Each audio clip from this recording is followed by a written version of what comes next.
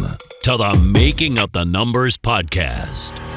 The Making Up the Numbers podcast is sponsored by Hope Technology, J-Tech Suspension, Revolution Bike Park, Ride Southern Spain, Schwal, and the world's finest independent mountain bike magazine, Singletrack. Hello and welcome to episode 7 of season 4 of the podcast. For those who've asked, yes, we are still doing the podcast. I'm not naming any names, but someone took on a bit too much this summer and lessons have been learned. But we're back now, and what a show we have for you. Firstly, we'll be recapping on the last few weeks of the season. Then we'll be chatting with the man who dominated the 2022 World Cup, the Dream Crusher, Amaury Pierron. And we'll be closing out the show with Magnus Manson, the 2018 Canadian national champ who's been battling blood cancer, but recently announced that it was in remission. Right, let's go. Let's start with you, Emmy. I mean, if we were to talk about winners and losers this season, right in the centre of the winners' circle would be Emilie Siegenthaler. Is there anything you've touched this season that hasn't turned to gold? I don't know. I wouldn't say everything has turned to gold. Bernard hasn't turned to gold yet. It's 0.4 off, poor guy. And he had his heart broken at hardline because obviously that's the event like he really, really wanted to win. But I wasn't there, so maybe that's the reason why. Maybe that is the reason why. Let's start with Cammy because that is one brave woman. Wins in snowshoe by 4 seconds to give her a decent lead in the overall. Crashes in practice at Mont Saint Anne, breaks a collarbone. At that stage, did she think it might all be over? Oh, I thought it was all over. I thought I was getting Swiss champ. But then obviously she had her ideas. And I mean, I broke my collarbone before and I wasn't thinking about racing like 3.5 weeks after, especially not those track. But I've realized with time that Cam is a bit different in her head. So she made it happen, and that was really impressive to see. Yeah, 100%. She had the collarbone double plated. Does that need an op now to remove any of that, or does that stay in for a while? So she had an appointment today for like a checkup, and the surgeon said like she wouldn't really need 2 plates. Like it was just like because he knew she was going to try to ride. It was like a safety thing. If she had another crash, it would just like stay really stable. But so we'll see in the future like how it evolves, if it's still like kind of like, because now like the tissues around the collarbone is kind of like painful. Right. But he said it's not because of the plates. It could be for a lot of reasons, but obviously it hasn't been 6 weeks yet, so it's like kind of hard to know, but we'll see how it evolves, and maybe she gets rid of it after next season, but I think until next season kind of need to like keep it all in. Yeah. She raced Worlds just 3 weeks later and got 4th, which was remarkable. Was she in a lot of pain in Leger? In Leger, she wasn't really, they had like this kind of system. I think the reason why she wanted to race Leger, first of all, was like trying to like get a system going where she could like find solutions, what would work the best, like for riding for like Val di Sole. So I was like, she's not going to race Leger for sure.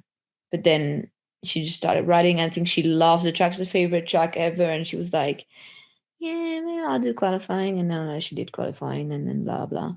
But yeah, and we all know the story. But I think she wasn't really in a lot of pain. They had like these local painkiller injections because we kind of don't want to like have like eat pills every day. But like the anti-doping kind of thing is like makes it quite restricted. Like you can't like, it's just normal ibuprofen. It's not like something like really strong. You're not really allowed to take anything stronger. So it was just to make sure like she was like not having like weird movements from the pain, but it was like bearable. I think it was more like the strength, like the grip strength that was a problem. Yeah. Anything else but like normal, it was not like actual like crazy pain. So if she'd have crashed, like any crash, would that have pretty much been game over? Or is it more resilient than that? No, I don't think so, because you still need to like, there's a lot of ways to crash on on his on bike. You know a lot about that, George, right? Yeah. 100%. I know so a lot about it, but like I think if you don't crush on your shoulder, like or like with your hand like this, it wouldn't maybe do anything. I think he was also like the surgeon was so confident. That's why also maybe she like felt confident as well. He was like, no, you can do anything. Like it's like rock solid. Right, that's cool. But yeah, like a crash. I think she was like kind of afraid as well at the beginning in Ligier because everything is like off camera on the left side, and it's a left shoulder. So she was like, "Oh, if I crash, it's gonna hit my left shoulder," you know. So, but afterwards, she was riding. She didn't really think about that. It's really impressive, really impressive. So, Val di Sole, she needed fourth or better if Vali won. She came down early and went into the lead. Then Miriam went green by miles. Nina had a good run into second. Then Jess Blewett dropped into third. So that left Vali at the top. Win and she takes the overall. Second and she doesn't. Let's pause it there because I have a few questions. Bearing in mind it's the track with the biggest hits on the World Cup circuit. Before race day, what did you think her chances were? Well, we're really like both hoping Miriam's going to win the race because that made it a lot easier for Cam to take it. And Miriam's been very good there in the past. I think we were kind of afraid she was like a little bit over this season after Ligier. She's like kind of like, oh yeah, I don't even want to try anymore. But I guess like her competitive spirit like took the best of her again, and she just like tried really hard for it. And want also like to end it on a nice note, which is cool for her.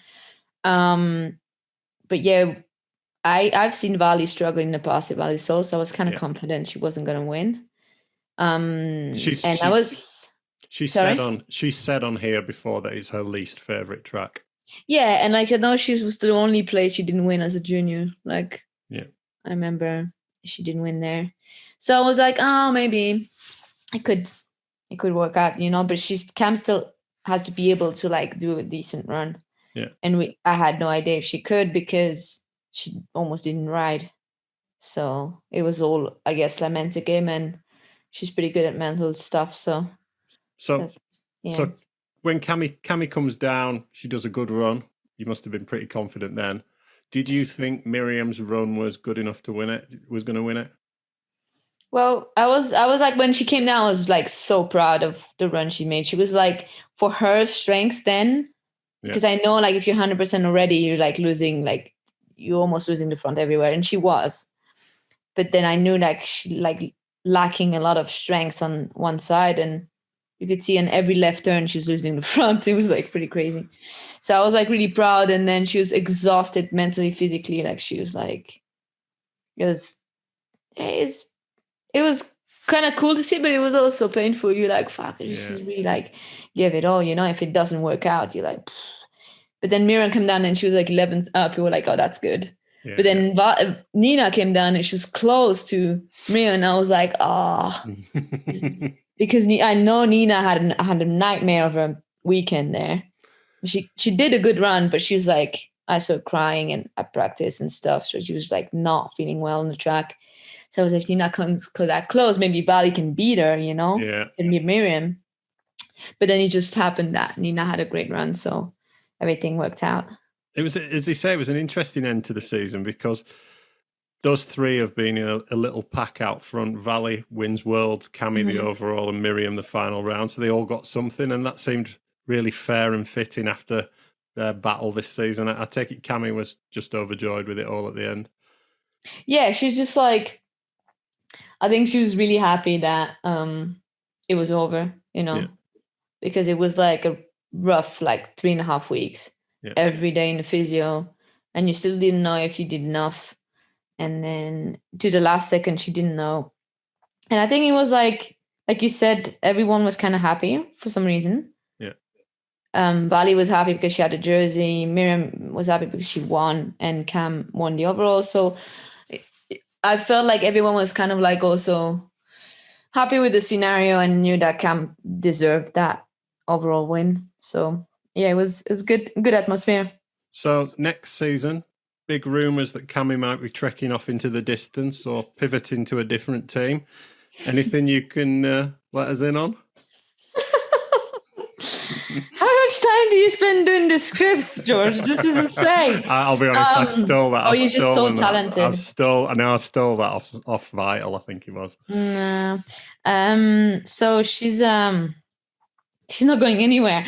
She's still under contract with the Overall. I think she's really happy there, and she has a lot of responsibility as well, like doing all this like sponsors relationship and stuff, and like she couldn't be happier. I think the team is not gonna change. So it's a good setup for her. So cool.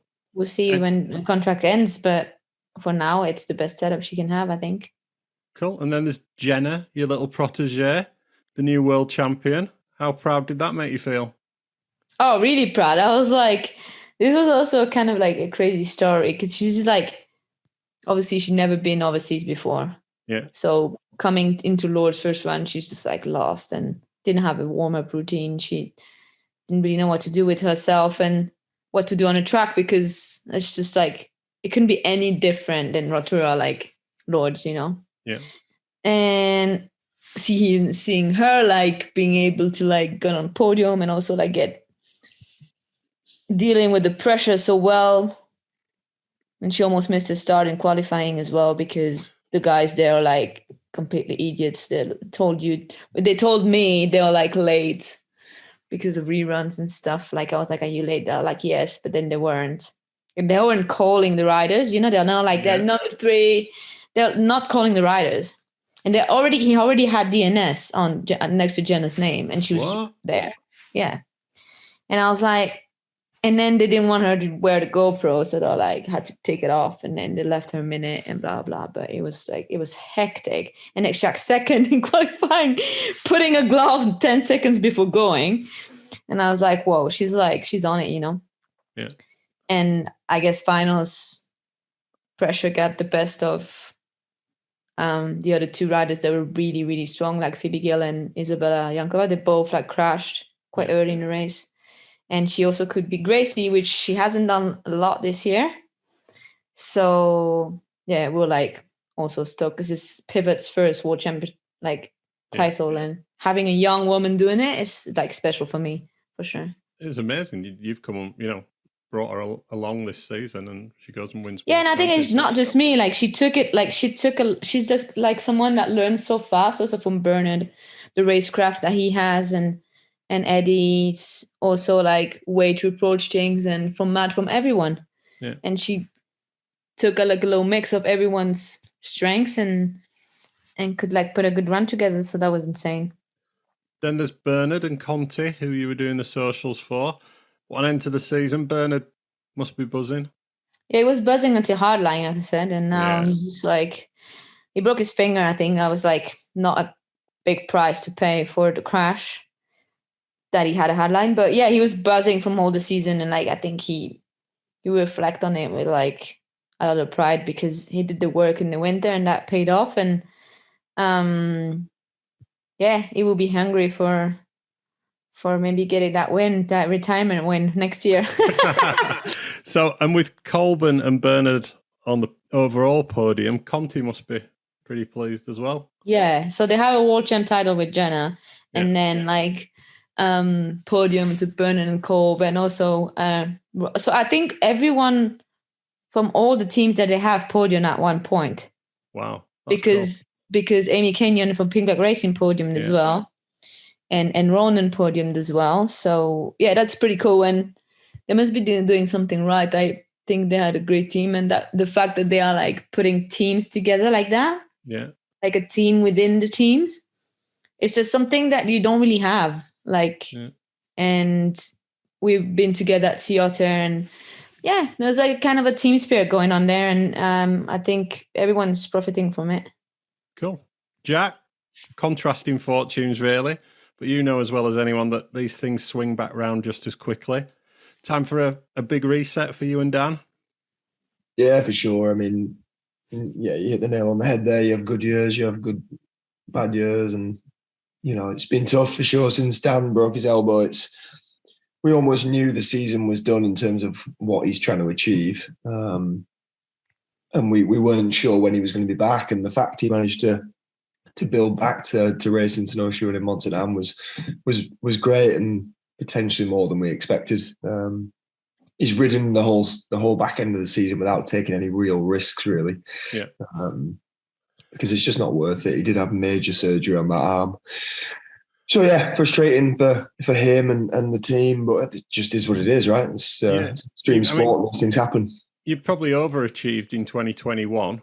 I mean, you might not say that, but like from what you achieved was amazing. And then, but when there's only really two of you, yeah, if one gets injured, then all the pressure goes onto you, doesn't it? And it's exactly.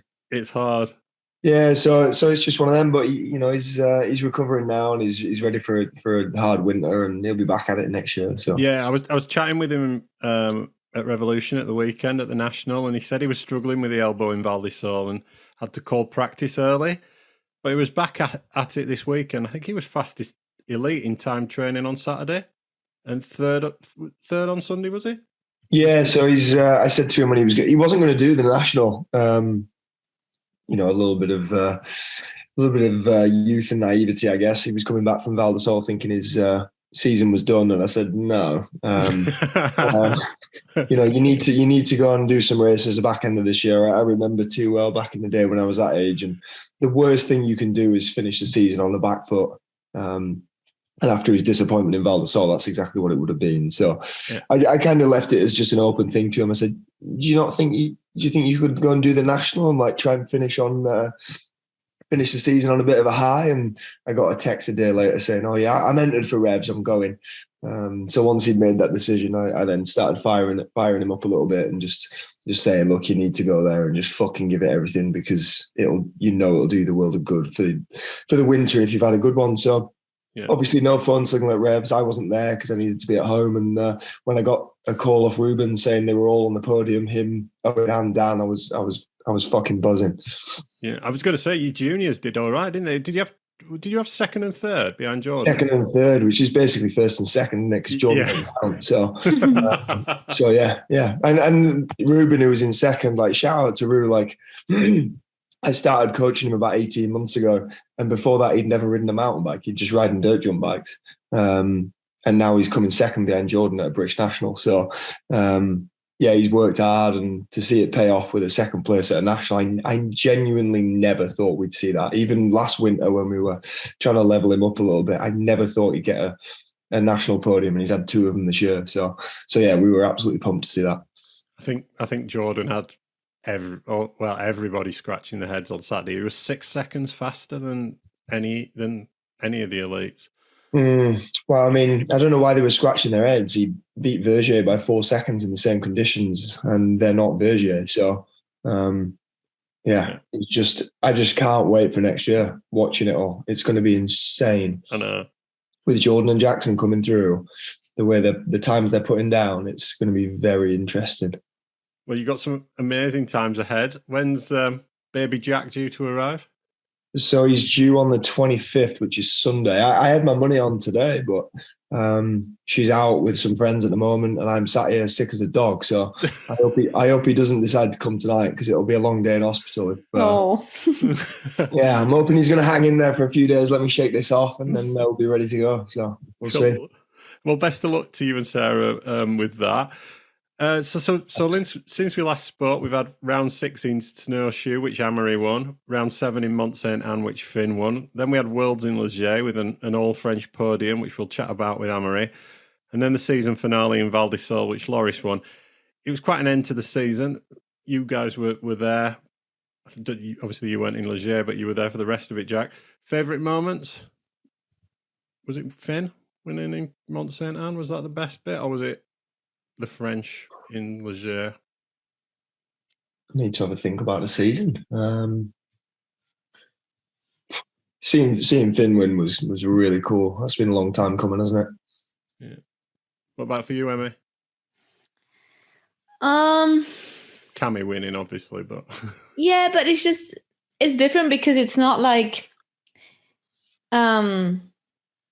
I mean, when she won a couple of rounds, like I was like, for me, like her winning Lords was like the most surprising one, to be honest. Like I was like, yeah. But I think my most special moment, I know that Cam can win the overall because she's done it before. She won before. But like Bernard getting second, like it was because I know that she's like Cam gets stuff like quite like fast. Like she gets it going. Every year there's another goal coming. But Bernard's been working for this for like 10 years. And you could see that was like the run he was looking for 10 years. And I was there and I cried. I was really emotional. I was like, I don't know why. It was like even more like special than probably something I've done myself, because you can see someone working really hard for something and just genuinely like so happy, you know? Yeah. So that was like a pretty cool moment, I feel. Cool. Well, strap yourselves in, everybody, because we'll be back with Amaury Pierron after these messages.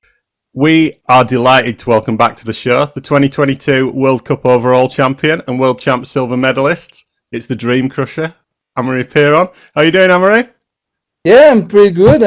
Thank you very much to welcome me on board again. And you, how is it? All good, thank you. All good, yeah. Where in the world are you right now? I'm in Brioude at my parents' place. There is a few motor races to come here, so I'm staying here for a bit. Nice. Do some more races, but with an engine this time. Oh, cool. You're doing them? Yeah. Enduro or? Enduro, yeah, it's Enduro. So there is different stuff. There is one Enduro. There is one kind of motocross with a gate at the start, but this is in a field. I don't know how to say that in English, but yeah, same as motocross, but without the jumps. Excellent. And then just something with endurance. So it's like 5 hours with 2 people riding. So that's cool. Cool. So different stuff. You came on the pod at the start of this year and lit this place up. 2022, what a year. Taruka Mini World Cup, first place. Lords, first place. Fort William, first place. Lords, you came unclipped on that final drop in seeding and hurt your calf, and you were green at split 1 but made a mistake in the second sector. So you're not fully fit and you're making mistakes and still winning. Was that big psychologically? First, I was like super just stoked to be able to ride, because after my mistakes on the last jump in quali, I saw my ankle was broken. So it was just like, what the fuck did I do to this world? Like to shits like that happen again. Yeah. And we just like work hard with the physio. I took obviously some painkillers, and I don't know, it works. So I was just super stoked to be able to ride my bike. So I was so happy to just make it for finals. And then race 1 was sick. Racing in France is always crazy. The atmosphere is insane, and the crowd is just pushing you. So whatever you're making mistake or not, you just try to fly above the track. And when you're on a run like that, first place, are you kind of conscious that if you turn up and do what you do, you're probably going to win? Or does it never feel like that? When you're run for a winning, when it's a winning run, you can feel it, like it's crazy. You just like, as I told you, you're floating above everything. So the feeling is insane. You're just like so focused, nothing can interrupt you. So it's crazy. So you can definitely feel it. But when you're doing a mistake, you start thinking like, oh, maybe it's fucked, but you directly came back into your focus mode, and you forget that, and you're still riding well. So I did the same in snowshoe. Had a really big mistake in the second split. So I was like, fuck, it's dead, but keep going. And then you just refocus again, and you're riding super well. So that's the best feeling in the world for sure. Cool. Nice. So on that subject of these winning runs, the Fort William run, I think everybody was just a little bit in awe. Conditions were horrible. You started off and just seemed to get up to speed, and then just stayed at that constant speed all the way down. I've watched the GoPro of the run, and it almost looks like a bit of a video game. Obviously, I was at the World Cup, and watching the way you're cornering, you're just pulling the bike around as if it's a toy. How do you feel on a run like that? I know you've just talked a little bit about the Lords one, but that Fort William run specifically, did it feel super special? No. I forgot that one, but yeah, for sure. 4am was so hard this year. Like all weekend long, it was just raining, so much wind, and the wind changed directions all the time. You can do right. I remember I think my first run in the morning before final. There was no wind, and I never ride that fast before, like in 4am. That was crazy. The speed was insane. So good. And then second run, there was wind, and it was like so sketchy, and it was even worse for the final with some rains added to that. So it was really hard, and all week long, when it's demanding like that, your body is like giving so much, So coming to final, I was already tired. I had a bit of headache in the start gate. I was like, fuck, it's gonna be long. So it's been more like, I think, an enduro race, where you can kind of manage your energy. Yeah. But yeah, I kind of ride like that every year in 4am, trying to go fast, like until the end of the wood, and then after that just going flat out on the pedals and everything. But this year was so hard. I was cooked coming to the wood. I was cooked, dude. Like there was so many holes all the way on, and there was massive. I never saw 4am like that. So destroyed. Yeah. And with the rain, the wind is like everything is hard. So after the wood, I was like, okay, let's go. The second race start now. But I was dead, and yeah, it was crazy. I was talking to myself, come on. Try to motivate myself, but it was really, really hard. Yeah, for sure. We've obviously all seen the photo of your nearly crash in the Top Rock Garden out of the left-hander. A lot of the listeners probably have as well. Talk us through that moment. Was that all your training put into one save? Was it nearly a weekend ender? How close was it? No, for sure. Something like that is not all training like that, for sure. It was really sketchy.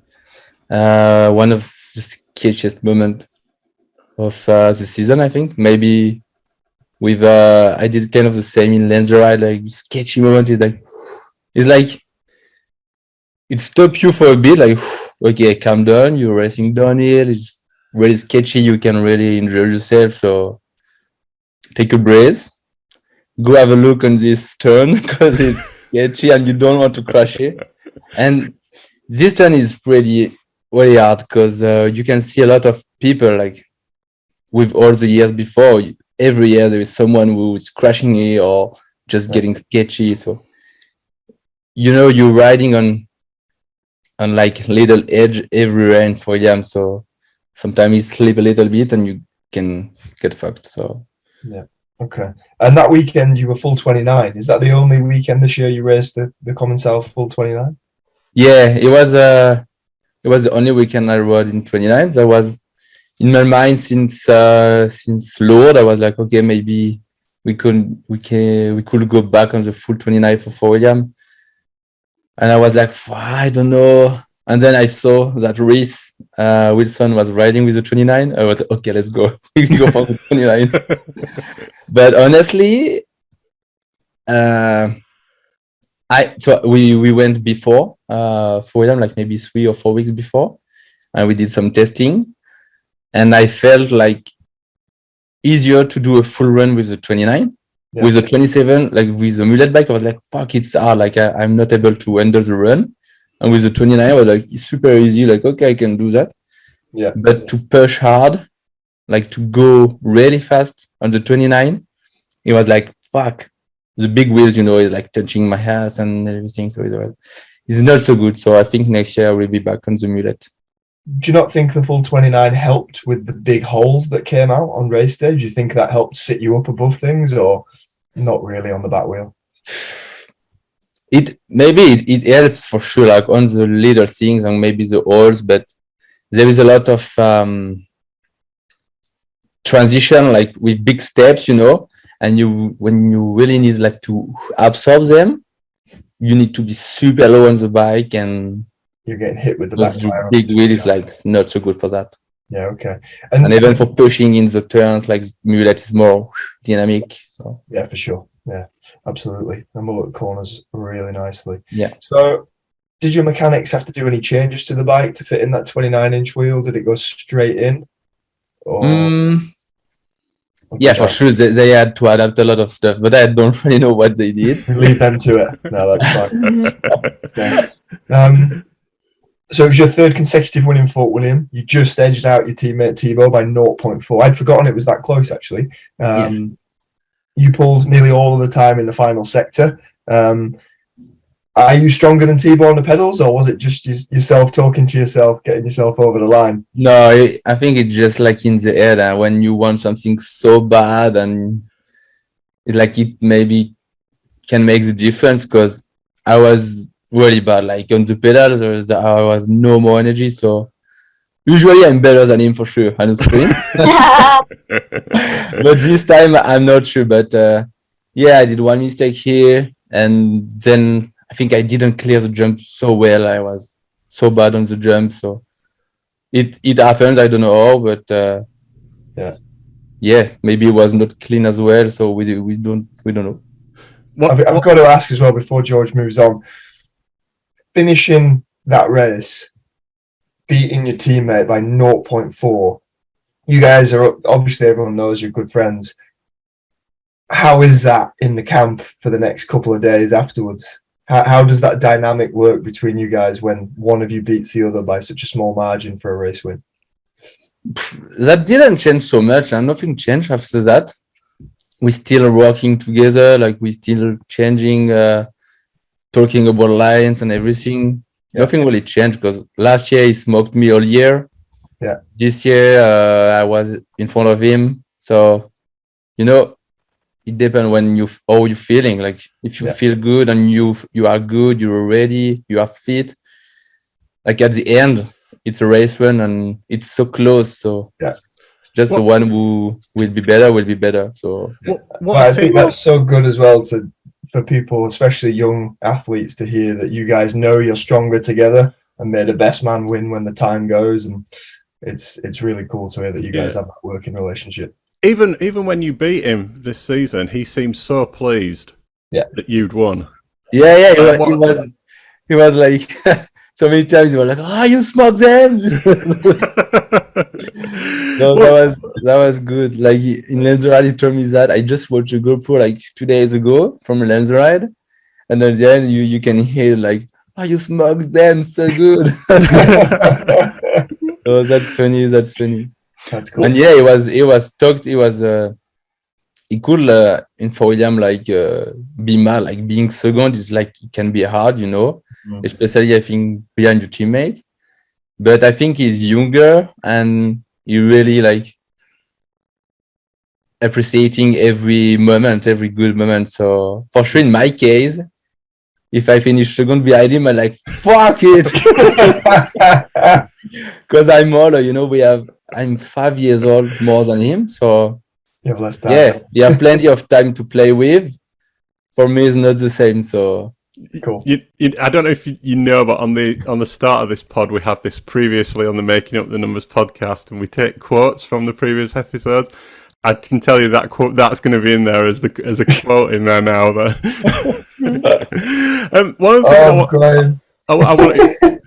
One of the things I wanted to ask you about, I saw a thing you shared over the summer, and it was your top fives, I think.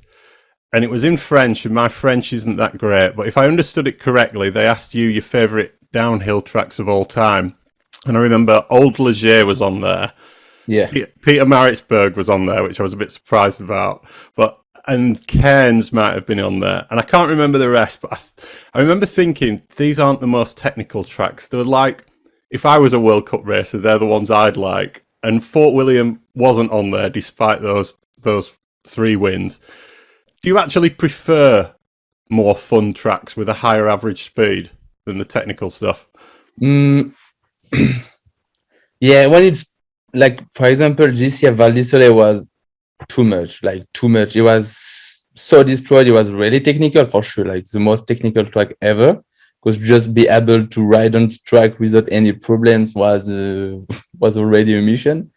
So that was too much. I like technical stuff, but it needs to be a balance. It's the same for everything in life. I think if there is too much things, it's like not good. So I really like the speed. Like for example, like the old Léger track was insane, and it's good to have, I think, different kind of track, because the old Léger was, a track. Now the new Léger is like a bit of Val d'Isole and maybe bit. We can see that track everywhere, but the old Léger was the old Léger, only flat out in the grass turns. I was sick. Yeah, It was one of my favorites as well. That was crazy, dude. Like only like sweep it out stroke and then flat out. At 100 meter later, we are at 80K. So that was sick.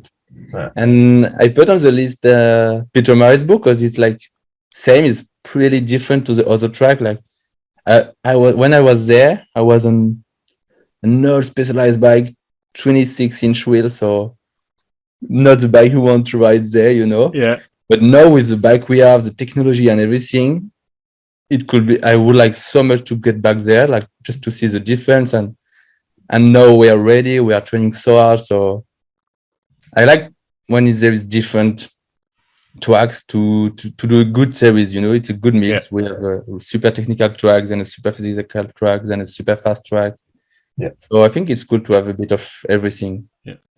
How do you feel about hardline? Is that That's too much? is it something? I was like, oh fuck, maybe it could be sick to go there. Like, I don't know, maybe in the future. But when I saw the videos of the jump this year, okay, never. Yeah. Dude, that was ridiculous. Bernard, like the jump was, I don't know, 25 meters long. Very and long. he just like landed 6 meters. So dude, no way I do that. Fuck. Yeah, I think he just broke his finger as well, so he got lucky. Only the finger with that crash is not that bad, huh? Yeah. So coming back to the walk up, Leo Gang, you just came off with the win for William, so you try to keep the ball rolling. You're fastest in time training as well, but then there's like horrible weather and the track was really, really hard to ride. So you had a lot of crashes in practice, if I remember correctly. And so there's a lot of pressure, and at the end you come away with 4th place. Were you happy with that? I definitely was not happy, but happy in the same time, because I had a big crash before my quali, and I had a painful leg, and I hit a little bit my head, but nothing, but just when you not feeling so good, on quali was so bad, I crashed one time, went offline. So yeah, coming with a 4th place after a weekend like that, and then before final, I tried an eye line, super sketchy of camber, crashed. I tried again, crashed. I was like, fuck. When you crash 2 times in the same spot, it's like not good. So I just try like to play it smart and don't like fucked up for the race. And it was not a crazy run for sure. It was not a winning run. So 4th, it was good. But you always want more. So it's like, I had to smile. But overall, I'm happy about the weekend, because when I look at some other weekends at the end of the season, I played not smart and it didn't work. So Logan was good. Yeah. So after Logan, there was Lenzerheide. It was a bit of a different Lenzerheide this year, so I get there's like a little puzzling to do with the new section, but it was like a very good weekend for you, P1 quali and race. So yeah, how was that Lenzerheide for you this year? Lenzer was sick. Like the new top section was good. It's good to have fresh stuff, and the old track was a bit like, turn. So now there was a good of camber coming in, a new kind of sketchy little bit of camber, then a bit flat after the ride. But it was something new, and it's good for us to have new sections on the track, because otherwise it's always the same. And first run we're already riding fast, so it was cool to have something new. And I don't know, I felt good on track. I remember I felt so good with my bike setup. I was really happy about it. So then I just like had fun on my bike, did the work on the lines and everything, and yeah, it was really sick. Doing 1-1 in the weekend is so good. Again, it's funny because Miriam always does really good in Lanzarote, and she's always like fastest there. And is it the same for you? Like you like, even though I don't know if Miriam likes the track, but she's always fast there. So is it this kind of the same for you? Honestly, I have fun on the track. I really like this track. Better each year it's better, I think, because I remember the old rock garden at the top before. I was I don't like that. That's not good. I hate that. So now, like the track is a bit safer. There is a good steep section. It's a mix. It's a good mix. There is few backpack stuff and then few natural stuff. So it's pretty good. I had fun there. Yeah. So coming into Andorra, so in Andorra you had already a big lead in the overall, like 274 points. So you talked about playing it smart just before. So we were like, oh yeah, for sure. He's not gonna like try to maybe do a gap or something and land straight into a 3, but I guess you did. Yeah, it kind of ended up differently. No, for sure. I've heard you try to gap into that for us. Is it true? Or you're just going too fast? I went going too fast, and you needed to land and then to pop a little bit, because there was like a off-camber rock, just like a little one. Huh? But if you put your front wheel on it with a bit of weight, you slip your front wheel. And I land from the previous rocks too far, so I didn't have the time to pop up for the rock. So put my front wheel on it. So lost a little bit traction, went into the soft dust, not in the line, just maybe 15 centimeter offline, but it was soft. So my front wheel go deep in it and went over the bar. So this crash was really gnarly for sure. And yeah, I don't know. Somehow I was able to ride. Honestly, like I don't know how it works, because after my race run, I was just like feeling so bad. Like I had I don't know how to say feeling vomit, You were like vomiting and dizzy. I didn't vomiting, but I felt like the needed to.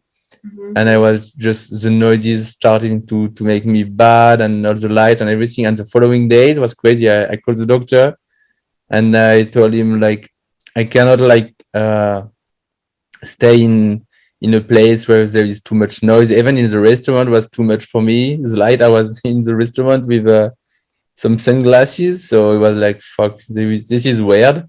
And in the streets with the cars, that was just too much for me. So I called the doctor, and he told me, okay, you did a concussion, so maybe not big, because there was not big symptoms, but it was enough to be serious. So he told me, like, you go in a calm place, you don't drive your car, you stay, just in a calm place with no noise, and you do nothing, no sports, nothing.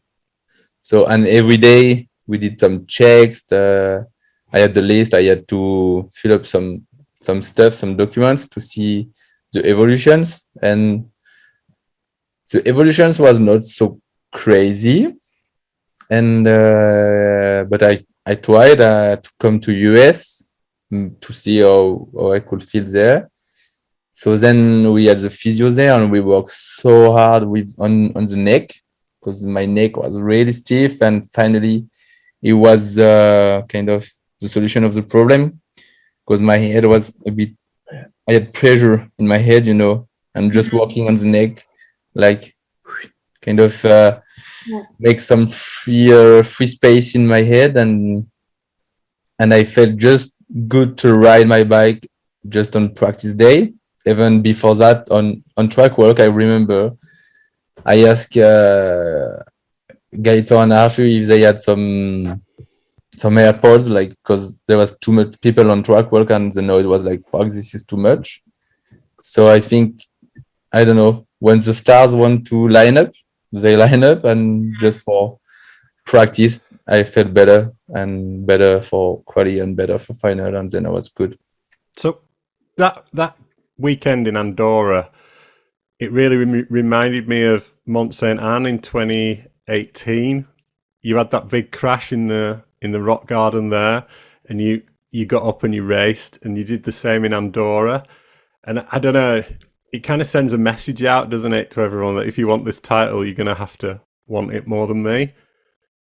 No, for sure. Was it harder? Was hard, and this year harder than 2018 to get up and race? Different. I think kind of the same. Because I remember in 2018, after that, I was just like, bzz, you know, your body just like, and it was the same here, because your body is hiding the pain, is hiding a lot of stuff, because he knows that you have a lot to play. So I think he can understand that, and he hides some stuff. But when you finish the race, dude, so it's the second time, and yeah, it was kind of the same. So yeah, your body and your mind are really strong, I think, and they can hide some serious stuff. That's crazy. Yeah. So yeah, Andorra, the hardest 13th place you've ever got? Sorry? Is Andorra the hardest 13th place finish you've ever got? Yeah, I gave it all. I gave it all. I was riding well, but not fast. So yeah, and it was so loose, a lot of dust, rolling rocks. So it was hard. But yeah, made it to 13 was the best I could. I love how you said 13th place wasn't fast. It was, I don't know, I was like maybe 5 seconds behind or 6, I don't know. That was. Jack's, for the listeners, Jack sat here shaking his head. Yeah, what can I say? He's the best in the world. We'll let him have it. Yeah. No, but when you talk in quality, you don't want to have 13s, you know. No, I know. I think the other thing with that Andorra track that people maybe weren't as aware of as we were when we were actually on it was it was almost the same kind of speed as Mont Saint Anne, but Mont Saint Anne you've got a little bit of room for where your wheels are. Yeah. And Andorra, most of the way down that track, apart from the very top section, it was like that wide. Where you crashed, where you landed, and then that was the skinny. You were on a ridge about that wide, and if you missed it, then you were going down. And no, that was sketchy. It was like that a lot of the way. And there's been quite a bit of controversy about the track. There were some sections that quite a lot of riders weren't happy with. Had you ridden it beforehand? Did you have any thoughts on it before we got there? No. I was in Andorra, but I didn't race the Catalan Cup. Yeah. I was in holiday, I think. And but there is a lot of people who ride it. Angel, Thomas Estac, Hugo Frixalon, Loris as well. And they all told they need to change some stuff, blah, blah, blah, blah, blah, blah. Loic came. He didn't race, but to do a track work with, I don't know if it was with the shapers or I think it was, with the locals who shaped the track. Or maybe with Georgia, I don't remember. And he told a lot of stuff to change, but no change at all. It was the same track as the Catalan Cup. Crazy. So they were like, fuck, we tried to help you, we give you some feedback and nothing happened. So, and with the bridges at the end, that was so sketchy, dude. How many crashes on the last bridge? Yeah, it nearly got me in quali. Yeah, and I me come off the side and yeah. hit my foot on it and fuck. So bad. So it's like, what the fuck? Yeah. Okay. Well, hopefully they'll improve on that after that experience. So you touched on snowshoe a little bit before. You were beaten up from the crash in Andorra. I didn't know about your head until what you just told us, so that's another thing. But then you were P1 in quali, P1 in the race. Obviously, it wasn't quite as simple as it sounds there. You did make a mistake in your race run. Were you surprised to win that one? Did the run feel like enough?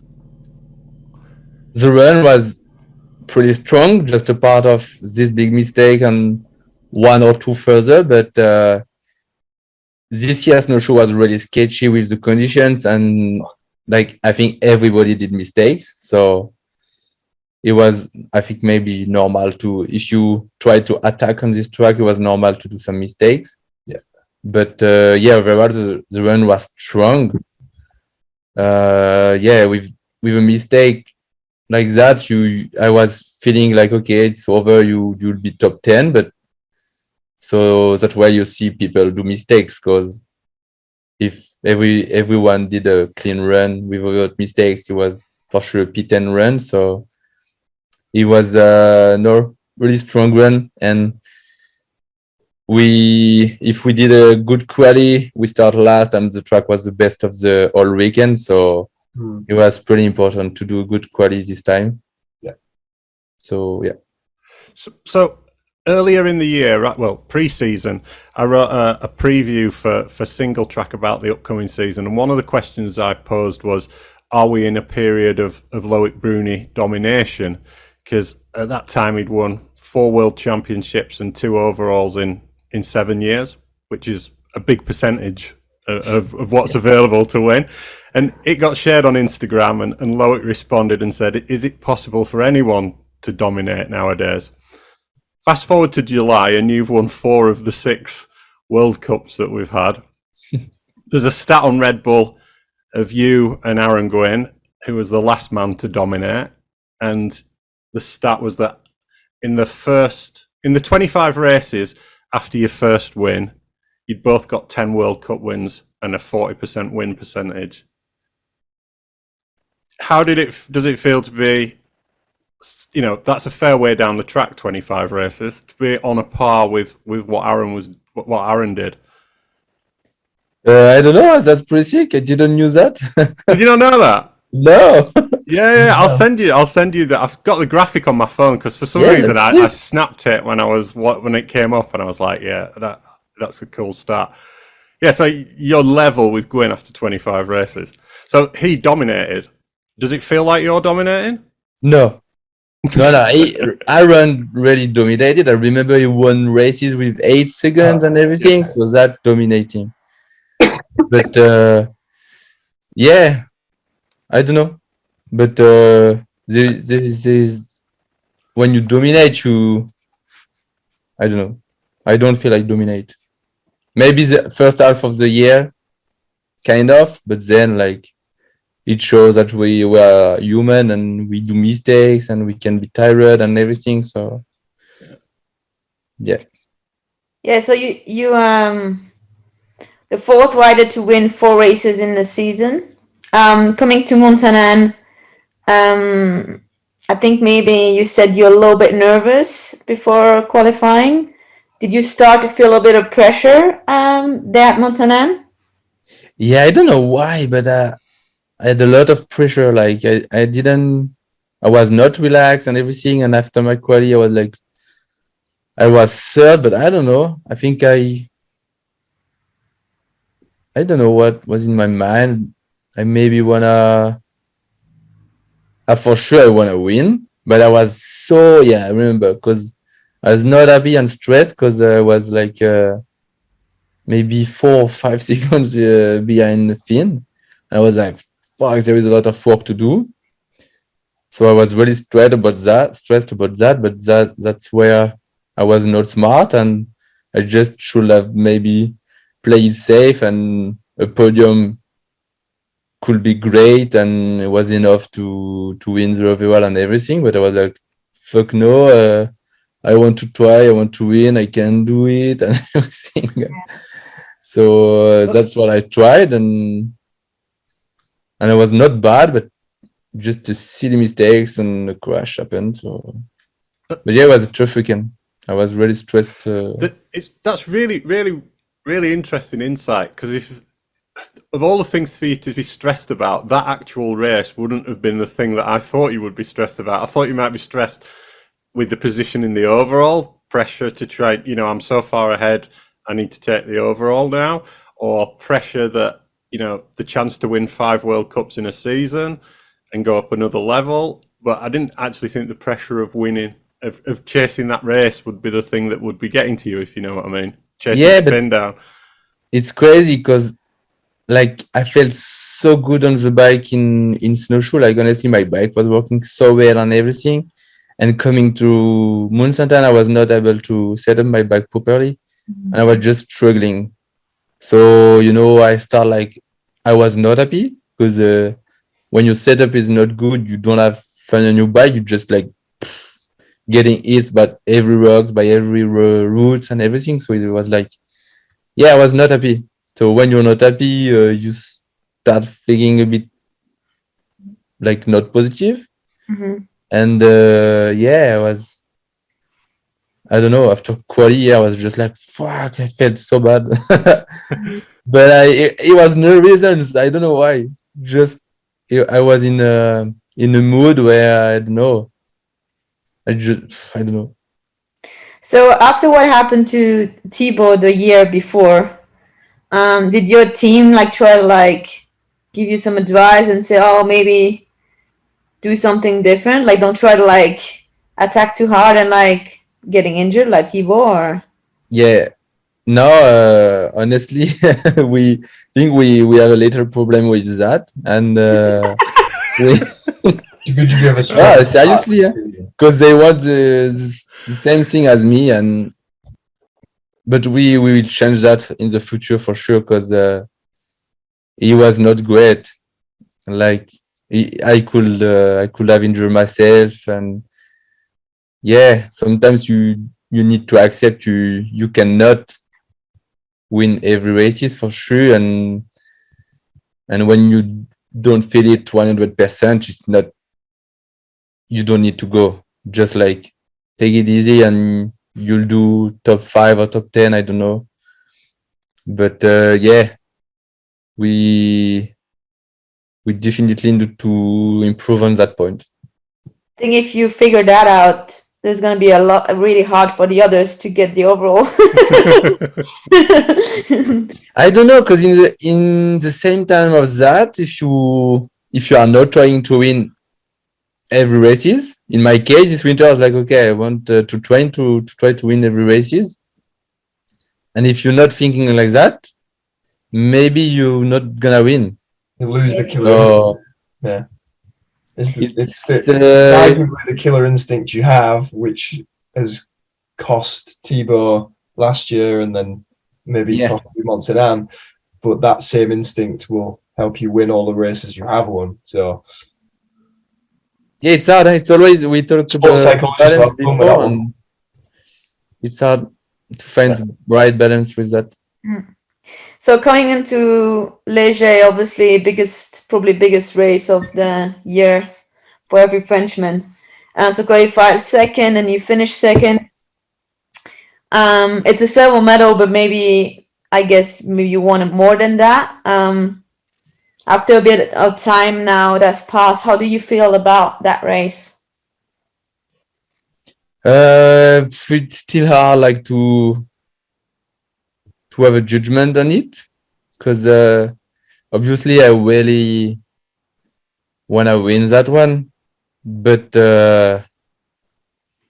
my run was not good enough. So what can I say? It wasn't. I felt it was not a winning run. Okay.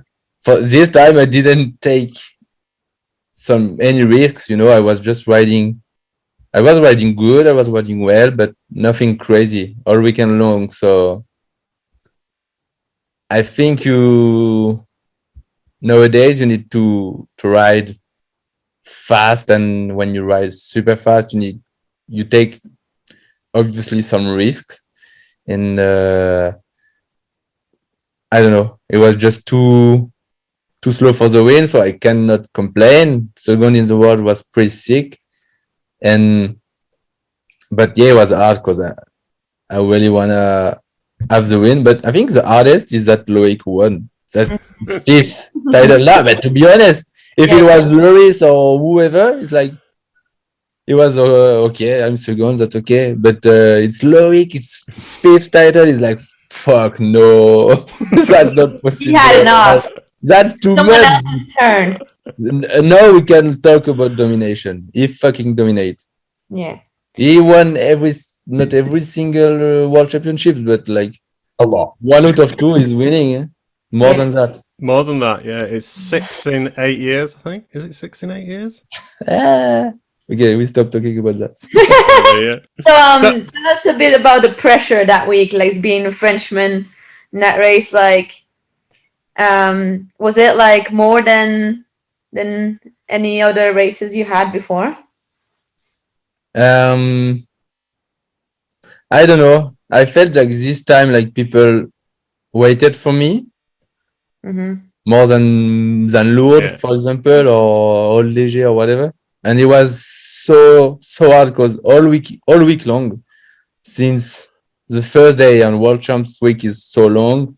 Since the first day, there was a lot of people in the paddock on track, and they all are cheering for you. They give you awards. They want a sign, a signature, a photo, or whatever. So it's really cool, like to have a lot of people like that at the races, and you try to give them back all the love they give you. So because it's so cool to have people like that, fans, they loving the sport. So it's like if these people wasn't there, we couldn't have money, and we couldn't race in the world. So hopefully we have those people who love the sport, who love us and whatever. So yeah, we try to spend the maximum of time we can with them to share photo, to share some words or whatever. But at the end of the week, it's so hard. Like you are done. Like a normal day on the World Cup is already hard. But when you spend like hours with people to sign and do photo, it's even more fatigue, you know. But it was cool. It's the only race we feel that, so it's cool to feel that. And of course, after the race finished, I guess maybe it was disappointing for you to be second, but with all the people that came down and like that whole like crazy atmosphere, I think it's probably never seen. This scene's never seen before, so it probably like felt more like a party. And yeah, for sure. I was feeling so bad. I was, you know, in the deepest hole of the world, and then I saw the people, and it was crazy to leave. Just the police bring us to the podium. So cool, yeah. And yeah, people were so happy just for Loic, of course, but for friends, for downhill. It was history, I think. So just people was so stoked, and I was stoked to be part of that with Loic and Loris. I dreamed when I was a kid. I dreamed about that. You know, I was looking them with stars in the A's, and that day I was on the podium with them on the World Championship podium. So it was okay. It's not you didn't win, but that's sick. Did enjoy, and the French anthem was sick. Dude, Léger was like people on the house, people on the cars. It was crazy. So yeah, it was pretty sick to live.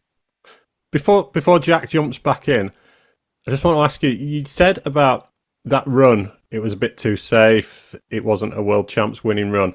At what point did you realize?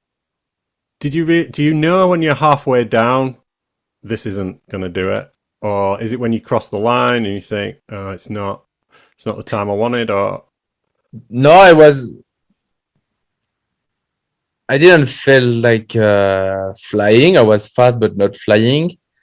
and then like the last steep section in the old Blackwood, I was like slow, and then on the last jumps I cased all the jumps, so I lost more time again, but I was already 1.5 back, so yeah, it was hard just to it's world champs. If you case all the finished jumps, don't gonna win, dude. Anyway, so yeah, I was like, but I was so mad. I was like, what, how could I case all the jumps? The morning I was like eating them so well, and for final case all the jumps. I don't know. I think you just maybe got a bit tight, but honestly, I don't know. I just like give some pedal strokes before, and I never did that. And I don't know. But apparently, they had some wind, little bit. A lot of people cased them. Yeah, not all the people. A lot, though. A lot. Yeah, a lot. Yeah, yeah. Not all. A lot. I was commentating on TV, and then I was like, for most of the riders, you could see a little bit of the run and then the finish. Yeah. Literally, for like top 40, there's like probably 3/4 of the riders cased all the jumps. Yeah, it's insane. Yeah, so a little embarrassing. Yeah, a bit embarrassing. Yeah. Anyway, let's move on to something a little bit happier. Pull you out of this hole again. So let's set the scene for Val d'Isole. You're on the way there. Finn would need at least 61 riders to make it through to finals, and then you would need to finish 61st or worse, scoring no points, and he would need to win the race for him to win the overall and you to come second. It's unlikely, but after what we saw in 2019, anything can happen. Then Finn announces that he's not going to race, and you've won the overall. How did you feel?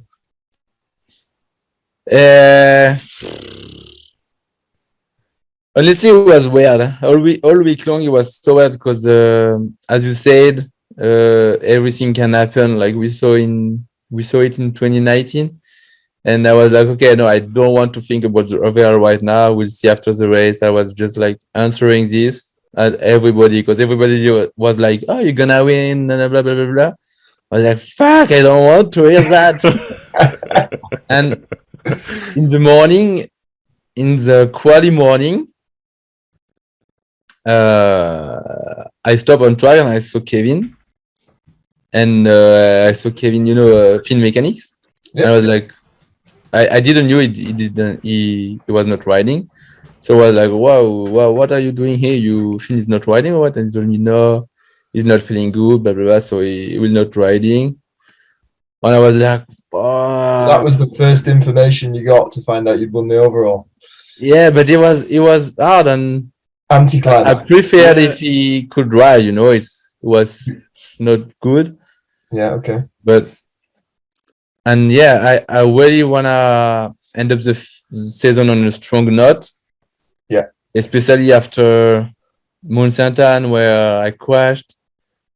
Then Worlds, I was really happy. So with the podium, blah blah blah, everything, but I wanna win. I wanna win. So yeah, Val d'Isole was a big goal, and yeah.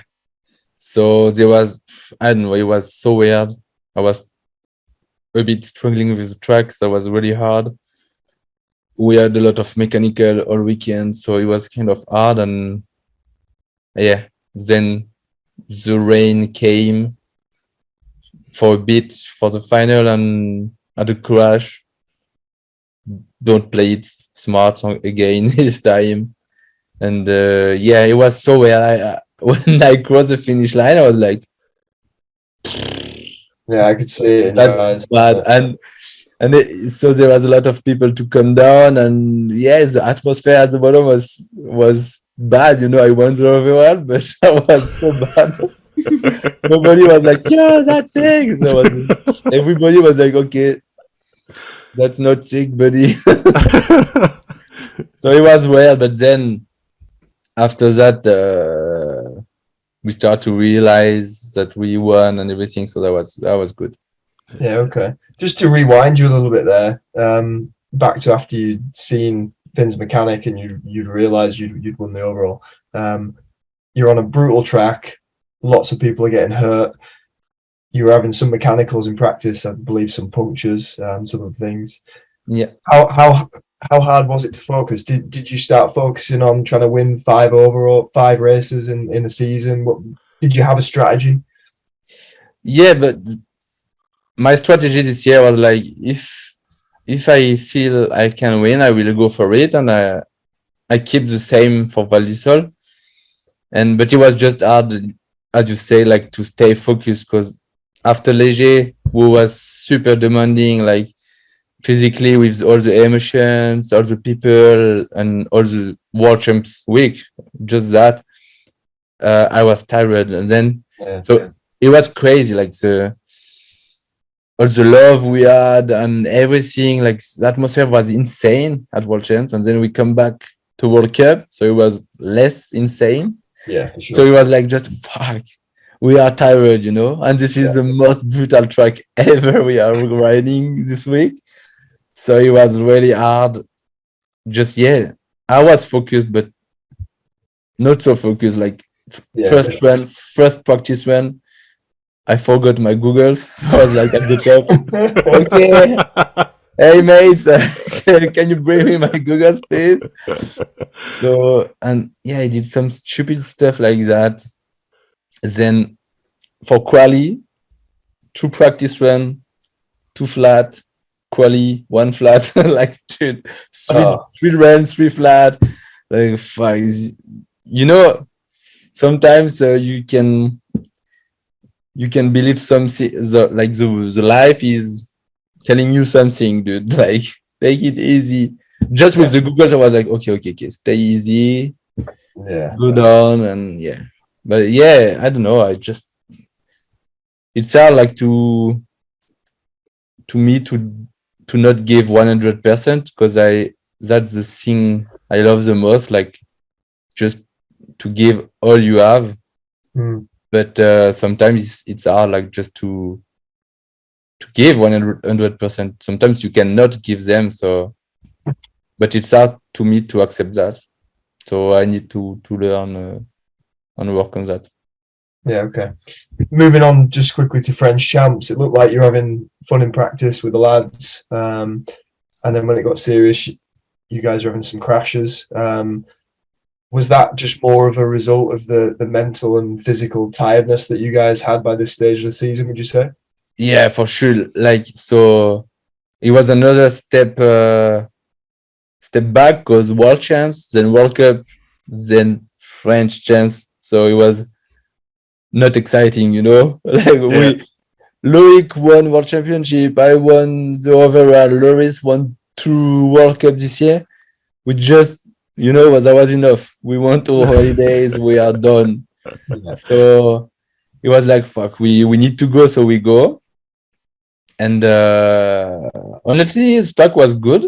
So we just had a lot of fun with our friends, On the World Cup, we don't have the time to share some laps with the boys. So to be able to ride, just to ride with our friends was cool. But in the same time, you are at French Championships, and you want to ride well. And I don't know, it was weird to stay focused. Yeah. Loris broke his fingers, like he had 3 fractures, 3 broken bones in the end. So it's like, fuck, crazy. Loic crashed in quali in the rock garden, I crashed in the rock garden. It was kind of sketchy. And then for finals, everything went well. But it was really hard to stay focused all the weekend. Okay. We've just had our last national of the year here this weekend, and I did a lap with Will Longdon, the Madison Saracen team manager, and we were chatting about it, and he said those boys are just shot. They are just shot. I can tell when they're crashing in that rock garden like that, both of them, they're just exhausted. They need a rest. Really. Sure. Okay, my last question for you then. So how do you feel now? You won the overall, but like you described, it was maybe a little bit of an anti-climax in Val d'Isole. Yeah. What's the feeling now going into the off-season? Dude, it's weird. It's weird because yeah, then we have our national, and the vibe was not crazy compared to world champs, where the vibe was insane. Then Val di Sole less insane, and then French champs. It was good vibes, honestly, but compared to worlds, there was nothing. So he was racing with less good vibes, less good vibes, less good vibes. So it's hard, and just the fact to think everything is over. Like we just spent like few months crazy, just living crazy moments, high and low. But like every high are super high and every low are super low. But you just feel a lot of stuff. Yeah. And now it's like after French jumps. So after the race, I stopped to watch the sunset. I was like, "Fuck, that's over, dude." Like we go back into the winter mood, and all those feelings will disappear again. And yeah, it's a bit weird, but yeah, I'm really proud with what I did this year. That was a crazy season, four win, like just it's insane. Yeah. Medal at World Champ with the insane history podium. So it was a crazy year, and yeah, but dude, that's over. And now we start again for next year. That's crazy. What's funny is listening to you talk there reminds me of Josh Bryceland after 2014 when he just took everything more or less. Like obviously didn't win worlds, but he basically almost did. And then at the end of the season, looked back on it and that flat feeling of it's over.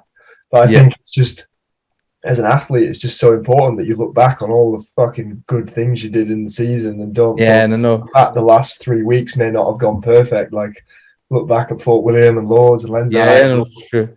And then fire yourself up to go again, because we want to see a big battle next year. You got Gwynny coming back, you got the two fast kids coming in, all you Frenchies, Laurie. So there's a lot of people. Insane. It's crazy, insane. Every year, I don't know, but it looks like the level is like even higher. So well done. Cool. But Thibaut's had a difficult second season, and we need to get him back on here to talk about it. I think he's on holiday at the minute. Miriam's had a rough ride with that big slam in Lords, which set her back a bit, and maybe expectations were a bit high for Hugo. He didn't quite have the impact in juniors that I thought he might. How's the mood in the camp? Are they all hungry to go again? No, we all are in holidays, and we don't really already planned any camp. Yeah. But kind of first camp was in Les Ors for the French championship. We already did some testing to prepare the next ones for the next team camps, and but for sure we are really tired and we need to recover from this season. Yeah. And then after that, we all be happy to be back training and testing. And are you going to be on the V5 next year? It's unusual for you guys to stand still. Is it still the No, I think we're still on the V5. Huh? There is nothing to come. And so what's the plan for the next few weeks? The World Cup doesn't start till June, so do you get an extended break? It will be different for sure. So I don't know. We will do certainly some different stuff. For me, like I feel the need to ride more in the dust. So I will try to go in Queenstone, I think. Cool. And so we have the time this year to do some stuff like that. Yeah. So for sure. For me, I brake, but I don't really brake because I do some motor races, and the Rock d'Azur? Yeah. So I will do the Rock d'Azur, the cross country race. No way! I don't know why. I Flo Le Tondeur, Florian Le Tondeur, I don't know if you know. he told me, "Oh yeah, are you keen? We go to do the rock desert." And with Rafael Iniguez, I was like, "Okay, let's go." We go. Is this the guy who got you doing cyclocross last off season? Yeah. Last off season was cyclocross, but not anymore because it's too much. But dude, it will be too much for sure. Like Flo one has a lot of stage. bad idea. Huh? Flo is the man with the worst ideas. But he's riding road bikes every day, and I'm just doing moto. So You're gonna smoke him. he will smoke me for sure. Nah. But it will be funny. It will be funny. And Rafael broke his hand in National, so he will be here for the mechanic. And but I don't know. But it will be hard for sure. So yeah, the off season is has started, but not really started. After that, I will take some real holidays. Cool. Well, look, best of luck with it, and thanks for making the time to come on the pod. Really, really appreciate it. Always good to talk to you. We'll be back with Magnus Manson after these messages. In 2018, at 20 years of age, Magnus Manson became the Canadian national champion and looked set for a fantastic pro career.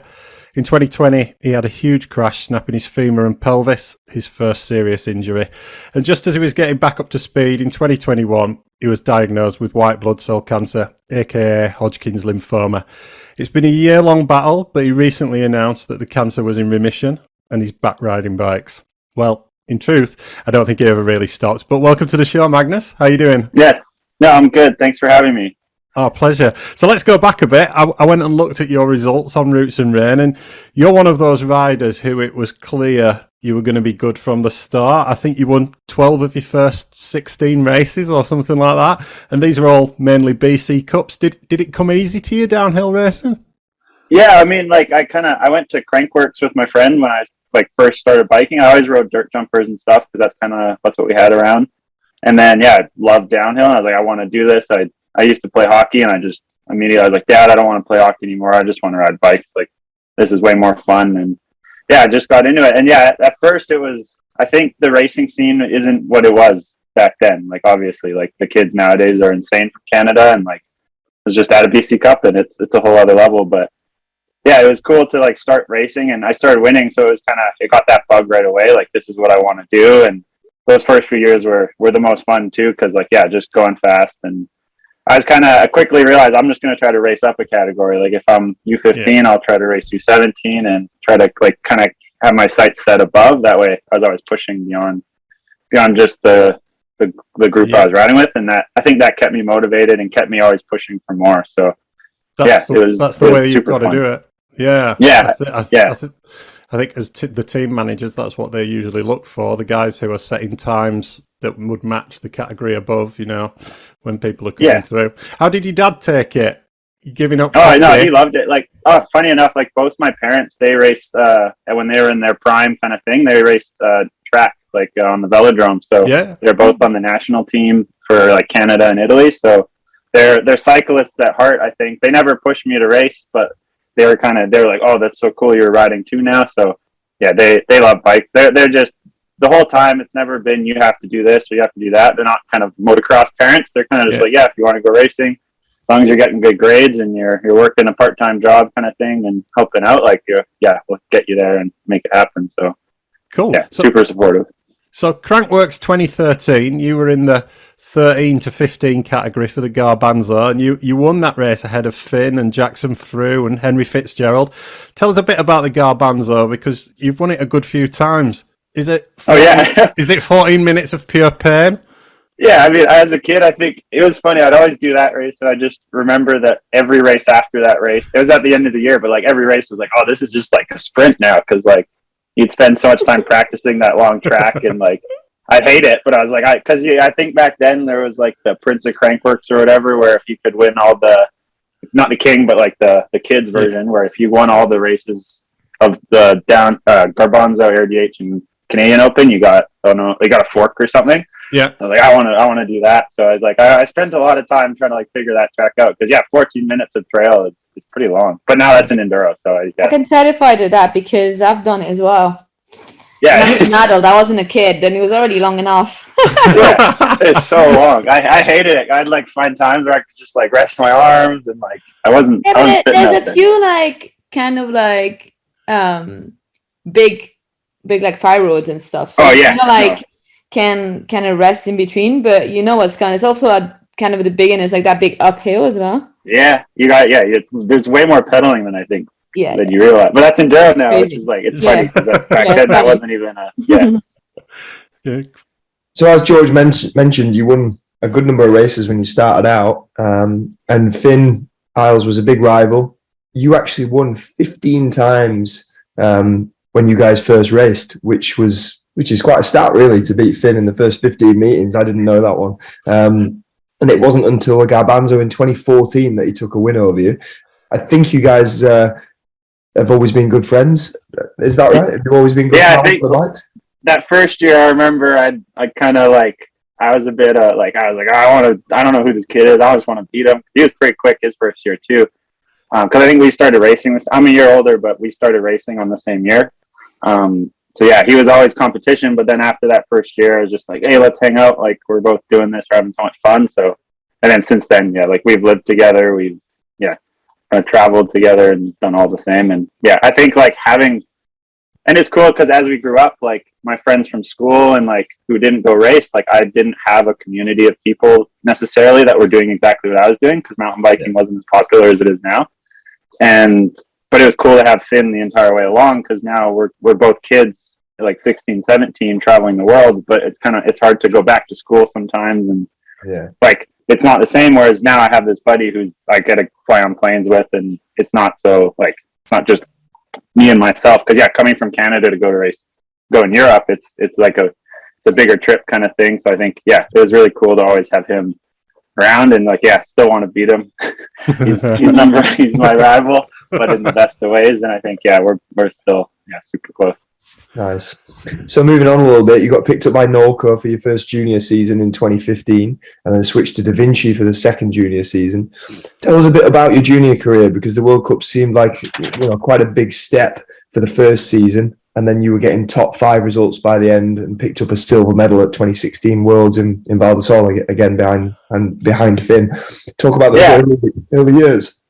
No, it was like I think first year I was not ready. I don't know if I just didn't have the right people around me to kind of get me ready for that first year. Like it just from racing in BC at the time to going to a World Cup, there was this huge discrepancy.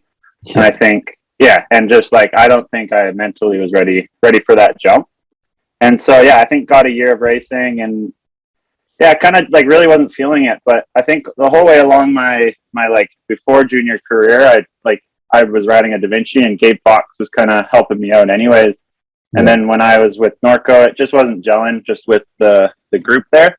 But and then I was like, I'm just going to go race BC Cups and have fun. And then Gabe Fox reached out. He's like, hey, well, if you're just going to race for fun, well, why not come race World Cups? We'll get a start. We'll throw you on the couch or something. And I was like, oh, you know what? Sure. Like that sounds awesome. And it was like Stevie and Mark Wallace and, Brage at the time, so it was a pretty cool group of guys and like a bunch of guys I looked up to. So I was like, that sounds fun, and kind of just tacked on to the back of them. Like if they had spare space, I'd go stay. I didn't do all the races that year, but it was like, it kind of just got that confidence, and all of a sudden it just started clicking. Like I felt like I was racing again. I wasn't just kind of surviving a World Cup as a kid, which there's a huge difference. And I think so it was something clicked, and then I was like, wow, I can do this, and then. I just kind of just chipped away at it that whole year. And that was one of I'm proud of myself for doing that because that was one of my best racing years where every race I found a little bit more in myself. And by the end, I almost got fit at the last one, but it was a lot of fun. Yeah. Nice. Okay. So then into 2017 and you joined Kona, 2018 moved to Canyon and you were just settling into the elite category. And then boom, big crash at the start of 2020, snapping your femur and your pelvis, which is a serious injury. Did someone say that was the first run of the day on that day? Yeah. So it was crazy. It was just a normal day, and it's a trail we've ridden hundreds of times. But just I guess there was a big puddle coming into a jump, and I don't know. You can kind of lean back to get your front wheel over the puddle. Yeah. And I guess I did. I was off weight somewhere, and I just like leaned back and then launched forward, and then kind of just bounced and then hit a tree. And I hit my knee on the tree so hard that it broke my hip and shattered my femur in one go. But my knee is fine, which is crazy, but it was just like a full front on. And when I got to the hospital, the doctor's like, if I didn't know you were mountain biking, I'd say this is a gunshot wound because my femur was in just 1,000 little pieces. But yeah, it sucked. It was like, yeah, first time I'd ever have to like really on the couch, not like just try to be back to a normal human being kind of thing. So yeah. So how did they put that back together? Sorry, I mean, did they screw and plate that? Like, yeah, so it's basically they put this giant metal rod down your femur that's like, and then they tack it in at the top and the bottom because usually those aren't broken. Okay. And then because mine was so broken, it was like hard to find like how much space because you kind of have to put the bones. You want to put as many of the bones together as you can. But there was a point where it wasn't like it was like non-union, so it wasn't quite connecting. And then when I was riding at some point, I snapped that bottom screw, so finally the bones were touching. And then it started aching, but then it like within 2 weeks it like did a huge amount of healing, and then so maybe it was good I broke the bolt, but yeah. Then we had to pull the bolt out because it was kind of like it went from that to sitting sideways, and then like the head of the bolt was kind of catching on tendons and stuff. So there's like a few little things I had to figure out there, but it got back to normal. Is that an injury you're fully recovered from now? Yeah. Like, so it was, it took about, I was riding downhill bikes like 3 months after, but probably took a year till all the aches and pains went away. And just because I broke my hip, there's like they're saying when I'm old, my hip joint's probably going to be pretty sore, but like so far, nothing now. So it's pretty good. Good. Yeah, so obviously after a big injury like that, like, I mean, for 2020, you couldn't really do anything, but I guess with COVID and everything, we were kind of sitting on the couch anyway. So then 2021, you signed with Forbidden and looked like, you're going to have a good year. And then you had obviously that diagnosis of what blood said cancer. And so, tell us a bit about that. Like, how did you discover you're sick? Like in the first year? Well, it's kind of funny. Like that whole year felt off, and like we were making changes, and the whole like getting involved with Forbidden. It was a pretty long-term plan. Like all along, from the beginning of our kind of partnership or like getting together, we wanted to develop a downhill bike, and that was the main reason they brought me on board. So we were kind of always working at that, and it was just like it wasn't going to be a full year of racing. It was just going to be racing to keep up racing, but we were going to do it properly 2022 and 2021, 2022. So, that was always kind of the plan, but I spent a lot of time training, and every time I was training, it was like, I could never feel recovered and just like felt off. But I think, I was 22, 23 at the time. So it was, you just kind of write that off as I'm training too hard, or maybe I need to be more fit, so I need to train more. And like, you're not gonna, I don't think anyone goes, I have cancer when they feel sick, like, or feel tired. Like we're all like athletes you're just probably training too much. So it was a lot of just, being a little young and naive, like, but you don't want to think worst case anyways. But so it took a little while to kind of like get to it. But I just, every time, like with vaccines and things, and I think everyone's got their own choice, but every time I got a vaccine, it was like I'd have a lot of inflammation in my lymph nodes, and it'd persist, and I'd be exhausted for a week or two, which just, with white blood cell cancer, like with the lymphomas, like it's your immune system not working properly. So I think that was, if anything, the vaccines helped me find out that it was going on, just because without them, I probably would have just continued, because they actually gave me a reason to be like, oh, something feels off, like not because of the vaccine, but your reaction, your body reaction to it.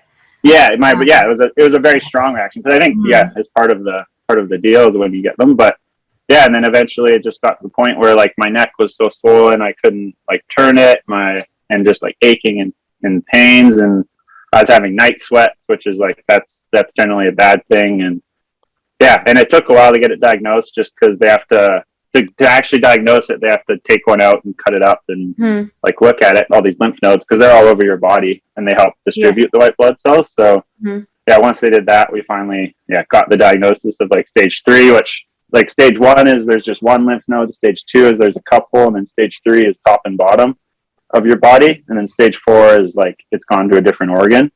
So I was stage 3, and that's good. And the type of cancer I had, it would have had to go through my entire body's lymphatic system before it went to another organ. So it probably wasn't going to get much worse than it was, but it was still really hard and scary because, I was just kind of a kid and didn't know what the hell was going on. Yeah, for sure. When you get given a diagnosis like that, it must be like pretty heavy thing to hear. I don't know how it was for you. Like, you can only imagine for people that don't have like health issue, but how was it for you to like hear that as like a 20? Were you what? 23? I don't.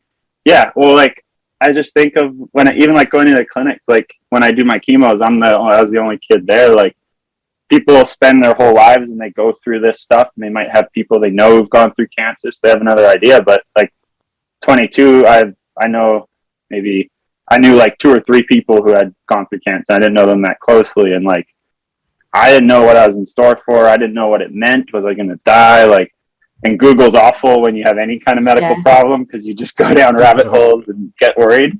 So I was Googling, but what do you do? You're like kind of in the dark. So I was trying to figure it out, and just stressful. Like, like, do I have days? Do I have months? Like, you don't know. It's just like, it was freaky for sure. Yeah, because I don't know if you heard, also, George, like Mariana Salazar. Yeah. The girl that used to, like, I think she's probably gonna stop racing now, but she got diagnosed with breast cancer now as well.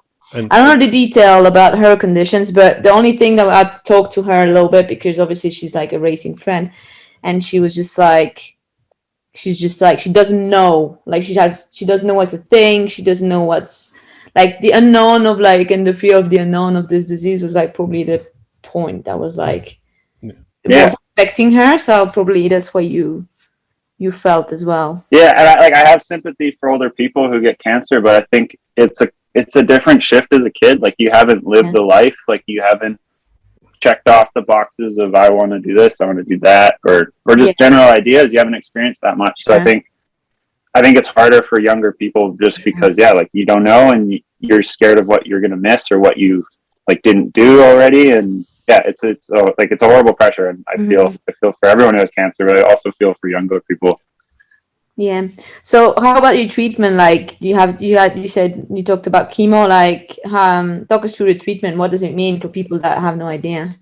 Yeah, I mean, like it's all going to depend on your cancer. Like, I now know people who have got different ones, and it's a way different protocol than whatever. But it's just pretty relentless, and like it's just you go and go and go, and it's kind of, I hate it because it's that backwards idea of you kill your body first to get better, which that's incredibly hard, and there's going to be repercussions to that one day, I bet. But I just wish people would take their health seriously now. Like, if you got it, keep it and do what you need to, because man, it sucks to do the chemos and to have to kill yourself to get better, because that's essentially it just rips your body apart. And I think the biggest thing for me though is just trying to get into like a good routine, because like I wanted to ride my bike, and like I realized quickly like that really made me happy, and like riding downhill it's pretty easy in comparison to trail riding or any kind of fitness stuff, because you get a ride up and you can ride down, and you stop and you get tired and keep riding. So immediately I was like, I can do downhill. It's what I like to do anyways.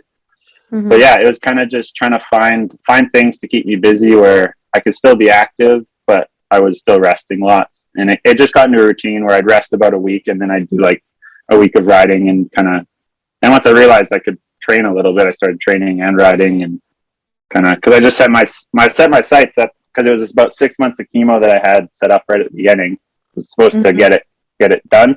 And I was like, okay, at the end of that, I want to be in the best. I don't want to be deep in this hole. I want to try to I want to try not to lose any if I can, but if I'm just a little bit lower, that's better. So I trained really hard. And then when I got the news that it wasn't done, I was pretty discouraged, but the doctors kind of gave me a bit of time to go play, which was good. So you were still riding bikes then, like you just like also sometimes going, I heard you were cycling to some of your chemotherapy. I like I got chemos Mondays usually, every chemo actually, except for the transplant, but every chemo was a Monday. And I remember the first week I rode like 150K on my road bike. Obviously I was feeling the best because it was only one chemo, but but then, yeah, I think I rode downhill every single weekend, except for maybe a holiday where I have to go visit my family. But like every single weekend of chemo, the following Monday and the weekend before my next treatment. And then, yeah, every single treatment I've done, I rode a bike too, just because I felt like I wanted to make sure I was doing it my way. And like, yeah, like I love bikes, and I always kept saying, like, even if I can't ride downhill at a competitive level, like bikes make me happy. There's something about it. I think we all kind of share that, like just that movement, that feeling, that like that freeness, that healthiness. Like you feel healthy. You don't have time to think about much else when you're riding. You're in that moment, you're healthy. And that was my escape in so many ways. So yeah, I made it a point that I want to just ride my bike to these things, because if I'm doing that, I'm not letting the cancer change how I want to do things, even though I have to deal with the cancer, but I'm going to do it the way I want to do it, which I wanted to ride there because bikes are awesome. Excellent. That's a great attitude to have, and a great way to try and overcome it. But 6 months of treatment, and then February this year, you found out you still had cancer. Yeah. Was hearing that harder than hearing it the first time? Oh, that easily like the worst day of my life, and like way worse than the first time, just because, yeah, like I think you just get in my head, I put so much work in, and I was actually feeling pretty good. And like, yeah, I kind of, when I first got diagnosed, I took it easy, and then I realized, I can actually do a lot. So I was like, I'm going to do as much as I can until I feel tired. And then I never really hit that point where like, I have to just lay down all week, every week. I was like, okay, like I can still ride. I'm going to go as hard as I can. And then I got there and I was like, I've done it. I'm good. And this is a great spot. And then all of a sudden I had so much expectation for like, I'm going to go race. I'm going to feel good. This is done. And like, I remember going into that doctor's appointment and he told me I had it. And then I just remember nothing. Like I fully just deny, like, I don't know what it's called, but you just, can't even comprehend what they're saying after that. Like, and it was just, super, one of the shittiest days of my life, just because, now it's not done. And, the next thing is a stem cell transplant, which is not really the place you want to be. So I was like, super discouraged. But on the flip side, they said, like, you've done a lot of treatment. We can't really give you treatment right now because you got to let yourself recover. And I was like, okay, well, can I go race some bike races? Like, I want to go to Costa Rica. I want to go to France. Like, what's the deal? They're like, like, if you think you're good enough, like, totally fine. Like, but we're not going to say what's right or wrong here. So I was like, okay, I'm going to Costa Rica in 2 weeks. So we'll just deal with it. Let me just jump in here because this is just staggering. So despite this news, you don't just go racing, you go race Pan American Championships and you get second to Nico Mullally. Then you got a Lords and try and race a World Cup and you get 69th in qualifying and you're only a second off qualifying for the race. That must have given you a big lift. Well, I was just like, I'd spent like I had trained really hard through the winter, and I was like, you know what? Like, I want to make that's worth it to me to just I want to go race. Like, this is what I love to do.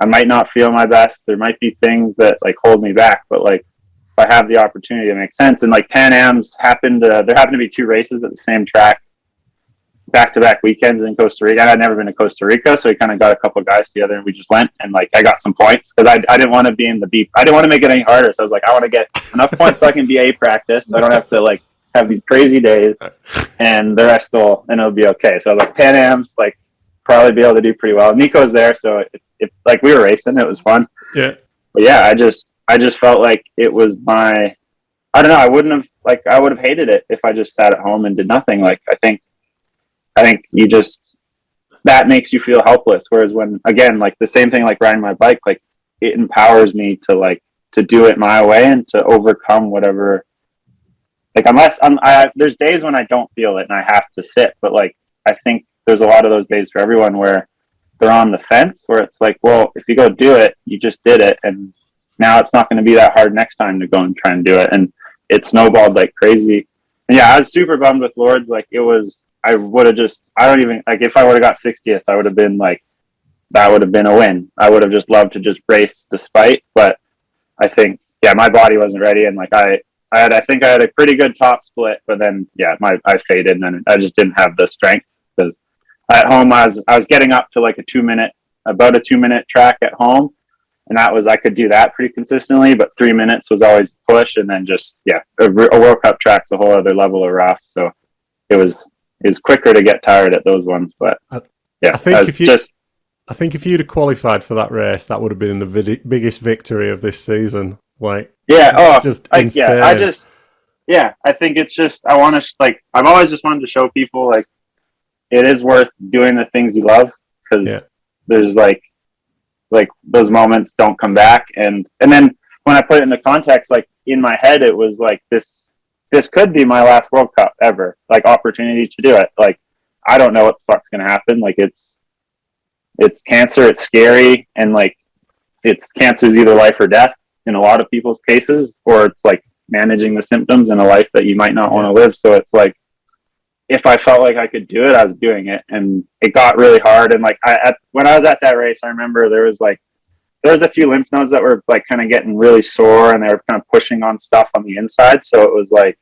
it was starting to get really uncomfortable, but I was like, it's just going to be a week or two more, and then I can go home and chill. But I was like, it just, like Maddie and the whole Forbidden team were so supportive. Just like, no one's ever made me do anything. Like, no one said you have to go race. This is all my crazy, stupid idea. But it was just what I felt like I had to do in the moment. So back to Canada, back to chemo. Then you get COVID. But in July, you had a stem cell transplant. Tell us a bit about what happens there, because it's basically a bone marrow transplant. Yeah. Is that right? So it's pretty sci-fi, honestly. Like, all the stuff, like the modern medicine is amazing, but again, it has its drawbacks. I'm so against, like, now having gone through it, I just want everyone I care about to treat their bodies good, because I would never want them to go through what I did. But it's like they give you this drug that releases stem cells in your body, because stem cells are that very basic cell that can become any cell. So they give a drug, it releases it into your bloodstream, and then you go in and they have like one tube hooked in one arm and one tube hooked in the other, and they take blood out and they filter the stem cells, and then they give you back your blood. So then they throw that on ice for a couple of weeks, and then you basically go into the hospital and you're in intensive care. You can't leave the room. Everyone who comes in is like hazmat suit style. Like, you're pretty delicate there, and you do a week straight. I did chemo like first thing when I woke up, and then like basically when I was trying to go to sleep, they'd come in at like 10 and give me another one. And I did that for 5 days, and then I did 2 days of this really hard drug really hard chemo drug that kills everything. And that's when, like, basically the whole idea is to just completely like rip your immune system and your bone marrow clean. That way, when they give you your stem cell, it's kind of like a system reboot where they get it all going again. So like, after that chemo, like, my immune system went to zero. My red blood got really low. Like, it's kind of just barely hanging in there. And it was scary. And like, those are the darkest days, where just like, I remember laying in bed, like looking at the food tray, which is not very appetizing. Hospital food sucks. And like, it took me 45 minutes to like go from lying down to sitting up, to like sitting on the edge of the bed, to walking over to the food. And like, it was just, and I was in there for like a month, and it was like, it took a while to like get that energy back. But then so basically you do that and you wait a couple days, and then they flush you in with your own stem cells, and it hopefully it gets it going again. And because so stem cell transplant's different than bone marrow, because a bone marrow transplant, you have a donor who donates their bone marrow, and there's a bit of a risk that it doesn't unionize, and then that's a pretty real problem. But because it was my own stem cells, there was no risk it was going to get rejected. So it was the easier of the two, but still, not fun. Insane. Yeah, it sounds like a hell of a process. Before you went through that, did they discuss with you your survival chances if you didn't have that treatment, or was it never even a conversation? Well, I mean, I don't know if I didn't, but I think it's about 60% chance that worked, sort of thing. Like, it's not 100, and like people who have bone marrows, it's like 10%. Like, it's not. Yeah. Not a very. It's along the line of treatments for sure, but not just because you put your body into such like you rip it apart and then try to save it the last second kind of thing. So yeah, like just scary. And it took a long time to like mentally like wrap my head around that, like what that really meant. And like, if life doesn't go the way it's going afterwards, like how am I going to feel about that? Am I going to be okay with that? It took a lot of time to like think and understand like my own feelings towards it and unbox stuff. Cause yeah, like you kind of protect yourself by not talking or like not dealing with the thoughts. But when you're in that state, it all bubbles out and you gotta work through it. Yeah, for sure. So you mentioned before that the day they told you still had cancer was the worst day of your life. Earlier this month, you got the news that the cancer is now in remission. Yeah. Talk us through the feelings that you had on that day. That day was weird because of the last time it was the worst day. I was like, I am not planning my life beyond Wednesday at 10 a.m. Like my life after that appointment doesn't even exist. Like I'm not going to think about what could be or what, like either way, good or bad. Like I'm going to wait because I had on that first time I got the news, like that I still had it. I had planned I was going to go do this. I was going to do that. And the expectations were so high. So I was just like, fuck that. I'm showing up for that appointment and then I'm going home and making a plan because I don't want to be so emotional about it. Yeah. But yeah, and then but then because of that, I had nothing planned. Like my parents were over and we didn't know what to do. Like we were, it's good, we're good. And then we just hung out, and it took about 3 or 4 days for it to really sink in and to like, oh yeah, like this is done. Like I'm at the spot I've dreamed of being at for a year now. Like, yeah, so like just weird. Like just walked the dog, hung out with my parents, laid in the sun, like just kind of soaked it in. But it didn't hit me like a cannon. Whereas like the first time I was going there, I was ready for it to be like, yeah, I beat this. Whereas the second time I was like, oh, like I guess we did it, and we don't have to worry about it anymore. Yeah, sure. So I guess I have 2 questions. The first one is, does that mean it's completely gone? Do you still need to have any treatment? So no more treatment, but yeah, just with cancer, like I think you can never say it's cured. You never know. Yeah. Yeah, just because your body has had that kind of error in the cells, so there's obviously I'm more prone to having that again, regardless of the stem cell transplant. So, but yeah, like it for now, like doctors like, yeah, like you're done, you're cancer free, you're in remission. Like don't worry about it. And because of that, yeah, there's no more treatments. It's just like get healthy and get the body working again.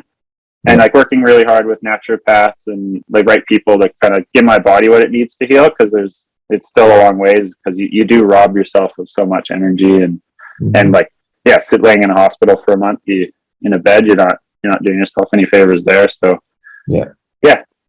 Cool. And the second question was, have you got to the stage yet of making the plan you didn't make? Now you've had the good news. Yeah, I'm putting it together. I kind of, once I realized, I was like, you know what, I'm just going to take December. I'm going to ride. I'm going to be active. I'm trying to ride my road bike and doing some rowing, and I can't really go into gyms yet just because I'm still pretty immunocompromised. But my sister has like a little set of weights, so I'm just doing a little bit of weightlifting and just kind of being active, but really casual. And yeah, kind of starting to piece it together. Like, yeah, talking to Maddie, kind of getting things sorted, figuring out what races I could go do early in the year. Because realistically, I haven't raced that much in the past couple of years here, and that's weird because like I want to race, but having not raced, there's always that kind of dealing with that mentally. Like you need to get into that headspace of competition again. So yeah, for sure. We're putting the plan together.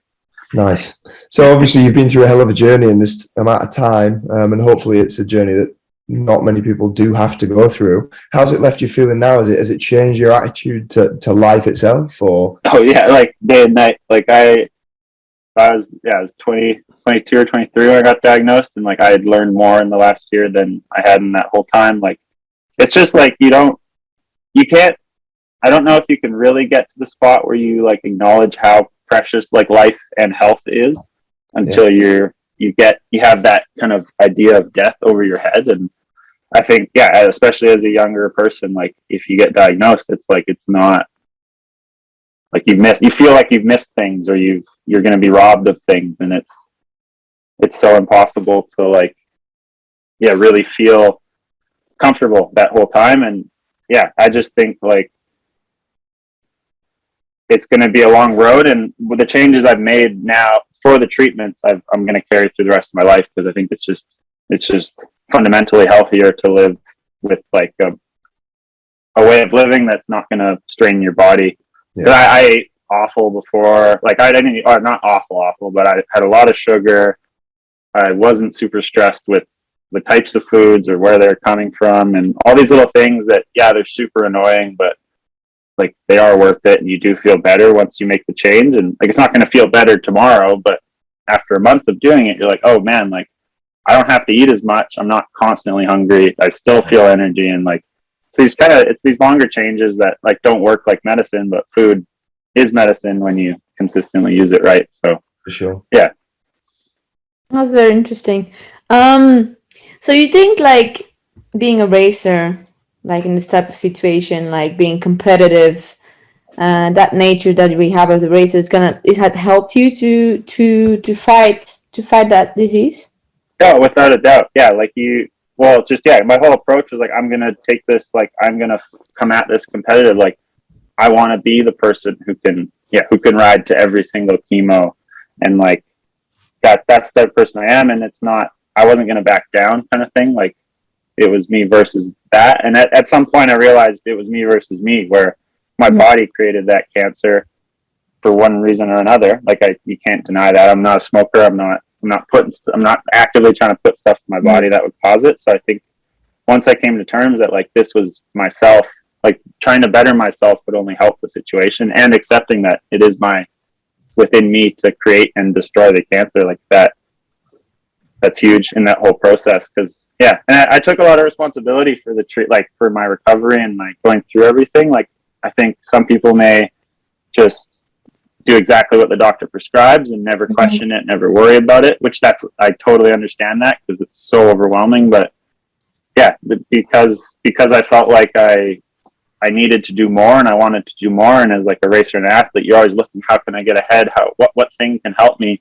I reached out to everyone I could. I tried to do all the little things, and like I think all those million little things, they always pay off. It's never like, I'm sure there'll be one or two big jumps, but it's always those tiny things that might not seem like a big deal that usually pay off in the end. Well, I guess it's a little bit about like you having a decision you have no control on, and then suddenly like you are in that process, and then for you to make all this research, and like it gives you a little bit of a sense of a control, I guess. Okay, I'm doing something to 100%, get better, and not just follow like kind of a treatment. It puts the power. It gives you power in a pretty helpless situation. Yeah, exactly as you said. It's just you're not sitting there just hooking up to the IV. Like I'm doing it. I'm getting some exercise. I'm eating really good. I'm avoiding sugar because the sugar feeds it, and like you do all this stuff that you now know. Yes, I'm doing my part. The medicine's going to do its part, and hopefully that's going to add together. So last weekend, 69 days after a transplant, you go to do a bike race again. I guess maybe that was in your head as well. Like you're like, I want to go racing again when I'm finally like in remission. Like is it like the big dream that you had? Yeah. 100%. Like I'm super fired up, and I had a lot of fun out there. Like I'd only ridden about 5 times before that, like the race weekend there. So I was a bit rusty, and we got a new bike, and it's not really riding to go race. It's just riding to like, okay, I can still ride. I haven't lost it kind of thing, which I think was, you have that fear if you haven't ridden for a month or two, you're like, oh, can I go remember how to story? That last weekend. Yeah. So, anyways, I showed up, and it was just cool because, it's a BC Cup. So it was just, again, like kind of where I started, and all the people I've been around for years, like just seeing all their faces together, and everyone's doing what they love. And I got burnt out. Like it was a pretty short track, so I was lucky, but still, like I have a long ways to go with the recovery, but it was more just to do it for myself and to show up and, do a bike race, because that's what I love to do. So what's the plan now? Do you have like any plan, like riding wise or racing wise? Oh, I think I'm gonna work on stuff through the winter and just make sure it's like all good, and kind of reassess in January. But plan to go get back to racing. I think Maddie's gonna make sure there's somewhere for me to hang out in the tent kind of thing if I want to get to the World Cup. So yeah, if I'm feeling it, I'll be there. But I just, yeah, obviously the health is number one. And some people don't feel that great till about a year after. But I think also when I look at my trajectory compared to others, I'm moving a lot quicker. So I'm confident I can get back to it. But yeah, kind of start doing real training and seeing how that feels in November, October. And yeah, gonna just see where life takes me. Because yeah, for now it's just they kind of give you like a protocol of what you got to do in the first month. So the first 6 months you're kind of just recovering and getting healthy and starting to exercise. So for me, that might be a little bit more than others, but it's still kind of just having fun and riding bikes. So yeah, cool. Well, look, what a story! Thanks for joining us on this episode. It's so good to hear that you're on the mend, and I think I'll probably speak for everybody when I say we can't wait to see you line up for a World Cup again. I hope you get there, and best of luck with it all. No, thank you so much. Yeah, I'll be. That's the goal. That's the goal, to be back racing World Cups. But yeah, got to be realistic always. And a big shout out to Mariana Salazar as well. Yeah. I hope she's on the mend soon. Foot cancer. Yeah. Well, that's all we've got time for in this episode. Another episode without mentioning Discovery, but we'll get there. I think that might be an episode on its own. Emmy, what do you think? Yeah, maybe in a couple of months, maybe we have more infos about that. Yeah. I have nothing to tell you guys. Last thing I need to do, Stacey Fisher has had an incredible season, but no one has been in touch with her. British national champion, 2 sixth place finishes this season at world level, and she's hungry and looking for a ride for next season. I said I'd give her a shout out, so get in touch with @StaceyFisher25 on Instagram if you know of anyone who might be looking for a top female rider. Thanks to the sponsors of the show, Hope Technology, JTech Suspension, Revolution Bike Park, Ride Southern Spain, Schwalbe and SingleTrackWorld.com. As always, if you're enjoying the podcast, please subscribe so you don't miss an episode. And if you've got a sec, please drop us a review. Alternatively, please give us a follow on Instagram @MakingUpTheNumbersRacing or Facebook.com/MakingUpTheNumbers. Thank you for your patience, everyone, while we went quiet for a bit. We'll definitely be back soon.